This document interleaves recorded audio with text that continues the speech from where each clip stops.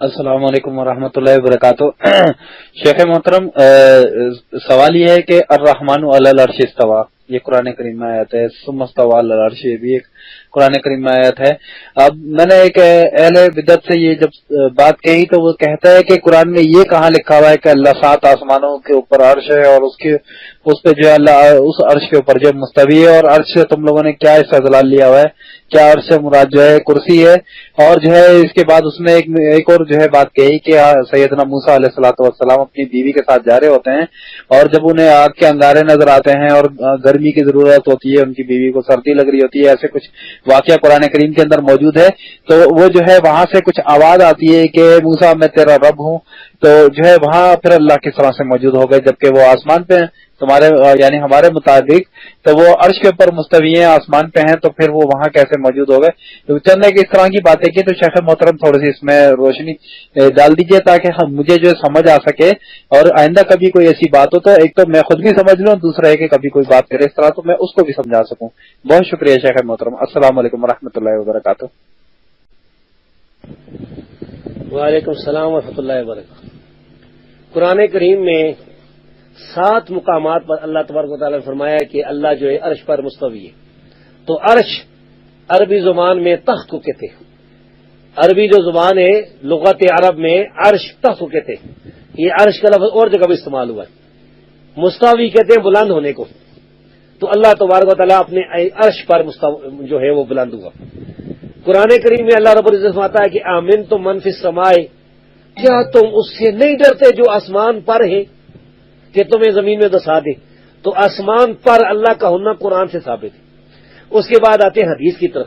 صحیح مسلم کی واضح حدیث سے رسول اللہ صلی اللہ علیہ وسلم نے ایک لونڈی سے پوچھا تھا کہ اللہ کدھر ہے؟ اس نے کہا اللہ فی السماء، اللہ آسمان پر ہے۔ اب دوسری حدیث ہے، اور ان حدیث اور صحابہ کرام جو کے آثار اور اجماع امت سے ثابت ہے کہ اللہ تعالیٰ 7 آسمانوں سے اوپر اپنی عرش پر ہے۔ ایک اور حدیث میں آتا ہے کہ غالباً زینب رضی اللہ تعالی عنہا نے فرمایا تھا کہ اللہ تعالیٰ نے 7 آسمانوں کے اوپر سے میرا نکاح اللہ کے رسول کے ساتھ کرایا تھا۔ اور اسی طرح اور بھی روایات ہیں۔ سیدنا عبداللہ بن مسعود رضی اللہ تعالیٰ عنہ نے فرمایا، یہ صحیح روایت ہے کہ زمین سے لے کر آسمانی دنیا تک تقریباً 500 سال کا فاصلہ ہے، پھر دوسرے آسمان تک 500 سال کا فاصلہ، پھر تیسرے آسمان تک، چوتھے آسمان تک، 5ویں تک، 6ویں تک، 7ویں تک، پھر فرمایا 7ویں آسمان سے اوپر کرسی ہے، اس سے اوپر یعنی اللہ تبارک و تعالیٰ ہے۔ اللہ تعالیٰ کرسی سے اوپر، عرش سے اوپر مستوی ہے۔ ایک تو یہ بات ہوئی، اس کی بہت سی دلائل ہیں، تو ان میں سے کچھ دلائل میں نے بیان کر دی۔ اب وہ موسیٰ علیہ السلام کا جو واقعہ اس نے بیان کیا ہے، تو موسیٰ علیہ السلام کے واقعے میں یہ نہیں کہ اللہ تعالیٰ خود آ گیا تھا، خود اللہ تعالیٰ کو طور پر موجود ہو گیا تھا، اس میں قرآن میں تو یہ کوئی نہیں، حدیث میں بھی نہیں ہے، نہ کسی صحابی نے فرمایا ہے۔ قرآن میں یہ ہے کہ موسیٰ علیہ السلام نے درخت کی طرف سے آواز سنی تھی۔ اللہ تبارک و تعالیٰ نے 7 آسمانوں کے اوپر سے اللہ تعالیٰ نے موسیٰ علیہ السلام کو آواز دی، اور وہ آواز موسیٰ علیہ السلام نے سنی درخت کی طرف سے۔ وہ اس طرف سے آواز آئی تھی، درخت کے اندر سے بھی آواز نہیں آئی تھی، اس طرف سے آواز آئی تھی۔ تو درخت کی طرف سے آواز آنا، یہ اس کا یہ مطلب کہاں سے آ گیا کہ اللہ تعالیٰ جو ہے وہ دنیا میں آ گیا، اس درخت میں داخل ہو گیا تھا؟ معاذ اللہ، یہ تو شریک کفر ہے۔ انہیں کہے کہ جس نے آپ سے بات کی ہے اسے کہے کہ تو کون ہے؟ تو شیعہ ایک قادیانی ہے، تو کون ہے، کس مذہب سے تیرا تعلق؟ عیسائی ہے، یہودی ہے؟ اگر وہ کہتا کہ میں حنفی ہوں تو اسے کہے کہ تو پھر امام ابو حنیفہ کا مخالف ہے، تو اپنی حنفی علماء کا مخالف ہے۔ اور تیرے تو امام حنیفہ اسے کافر سمجھتے تھے جو اللہ کو عرش پر نہیں مانتا، جیسا کہ شرح عقیدہ طحاویہ میں لکھا ہوا ہے۔ اور جو شخص کہتا ہے کہ میں اللہ کو عرش پر مانتا ہوں لیکن مجھے یہ پتہ نہیں کہ اللہ تعالیٰ 7 آسمانوں سے اوپر، یعنی یہ عرش 7 آسمانوں سے اوپر ہے یا کدھر پر ہے، یہ تو ہماری شرح عقیدہ طحاویہ میں لکھا ہوا ہے۔ امام حنیفہ نے تو اس آدمی کو کافر قرار دیا۔ اسے کہے کہ اگر تو حنفی ہے تو پھر تو امام حنیفہ کے فتوے سے کافر ہو چکا ہے۔ بریلوی ہے تو بریلوی بھی اپنے آپ کو حنفی سمجھتے ہیں، بریلوی دیوبندی تو اپنے آپ کو پکے حنفیت کے ٹھیکیدار سمجھتے ہیں۔ تو گیا اپنے امام کے فتوے سے، تو وہ گیا، اسے کہے اپنے ایمان کی خیر منا کلمہ پڑھ۔ ویسے بھی حنفیوں کو تو چاہیے کہ ہر مہینے میں 2 دفعہ یہ کلمہ پڑھیں۔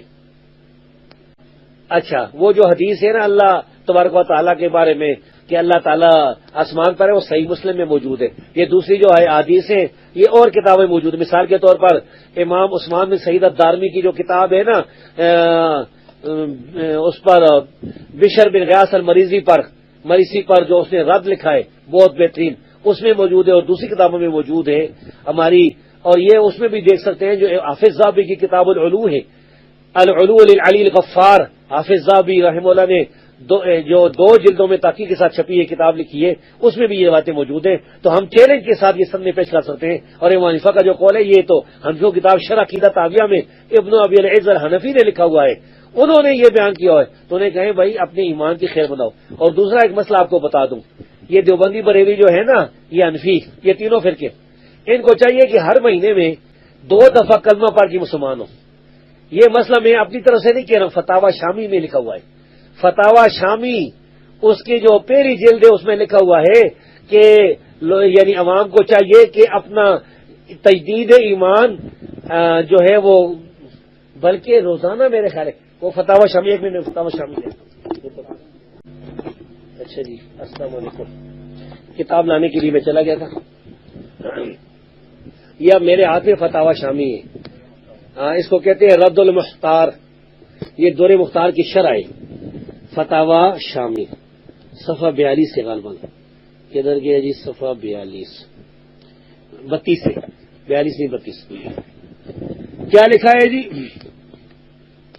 یہ میں بھول گیا بھائی، مہینے میں 2 دن نہیں ہے بھائی، میں بھول گیا ہوں۔ لکھا ہے کہ والاحتیاط، احتیاط یہ ہے ان یجدد الجاہل ایمانہ کل یوم، جاہل آدمی روزانہ اپنا ایمان جو ہے تازہ کرے، یعنی دیوبندیوں بریلی جتنے جاہل ہیں سارے جاہل اس وقت، اور خود مانتے ہیں کہ وہ جاہل ہیں، تو ان سب جاہلوں کو چاہیے کہ روزانہ 1 دفعہ کلمہ پڑھے، کلمہ پڑھ کے مسلمان ہو۔ وَيُجَدِّدَ نِكَاحَ امْرَأَتِهِ عِندَ شَاهِدَيْنِ فِي كُلِّ شَهْرٍ مَرَّةً أَوْ مَرَّتَيْنِ، اور ہر مہینے اپنی بیوی کے ساتھ جو نکاح کیا تھا 2 گواہوں کے سامنے اس کو دوبارہ پڑھائیں۔ یعنی ہر دیوبندی بریلی کو چاہیے کہ وہ اپنا نکاح اپنی بیوی کو بھی لے کے جائے، خود بھی جائے، مولوی کے پاس پہنچے، گواہ بھی 2 لے کے جائے، اور کہے مولوی صاحب میرا نکاح دوبارہ پڑھو، ہو سکتا ہے کوئی کفر بکا ہو اور نکاح ٹوٹ گیا ہو۔ اور یہ کام، یہ اگر مسئلہ مولوی ان کے دیوبندیوں بریلی کے مولوی اپنے عوام کو بتائیں تو مار مار کے لوگ انہیں تختہ بنا دیں، انہیں کہے کہ تم مولوی صاحب اپنا نکاح دوبارہ پڑھو۔